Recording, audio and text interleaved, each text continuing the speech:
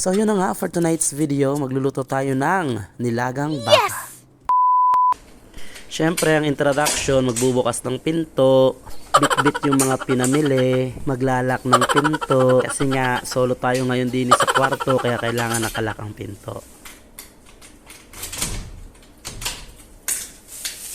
Hindi tayo gagamit ng mantika sa nilaga, kaso naubos ako ng mantika kaya kailangan ko bumili ng mantika. So minabili akong repolyo, 5 real lang yan, kamura. At dahil nga suki na ako sa tindahan, 1 real lang yung string onions ko. Tapos yung sili naman na yun ay 2 real, tapos ang carrots na yan 3 real, tapos yung patatas na yan 5 real. Tapos tong talong, bumili na rin ako ng talong 3 real. So lahat-lahat ang nabili ko 18 real. So yun na nga, may nakita na naman akong tamar sa daan, pinulot ko na lang. Sayang din naman, lamang tiyan din naman to, di ba? Mukhang fresh din naman kasi siya kagaya ko. Charis, so nabalatan at nahiwa ko na yung mga English na kailangan ko. Hindi ko na video, kailangan pa ba yun? Marunong na kayo nun, di ba? So since kaninang 1 hour ko pa pinakulo yung aking baka, sobrang lambot na rin. So hindi ko na rin siya pinakita sa video kasi tatagal pa. Alam niyo na naman magpakulo ng baka eh. Ano mga? Since malambot na ang baka, nilagay ko na rin ang patatas.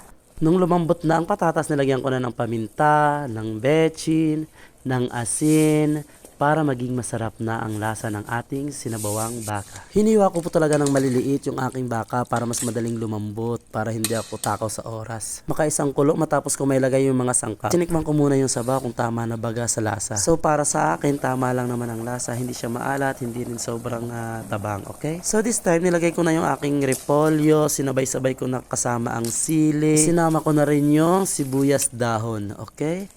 At itong malalaking sili kong ito. Since ako ay mahilig sa half-cook na gulay, ay isang kulo lang yung ating gulay para malinamnam sa bibig. Yun na nga, yung moment of truth na ang ating ginawa. Sumandok na ako sa mangkok para matikman ang aking nilutong nilagang baka. Talagang amoy pa lang ay ulam na, ika nga. Sobrang malasa ang sabaw niya. Nanginginig na at gusto nang matikman ang baka.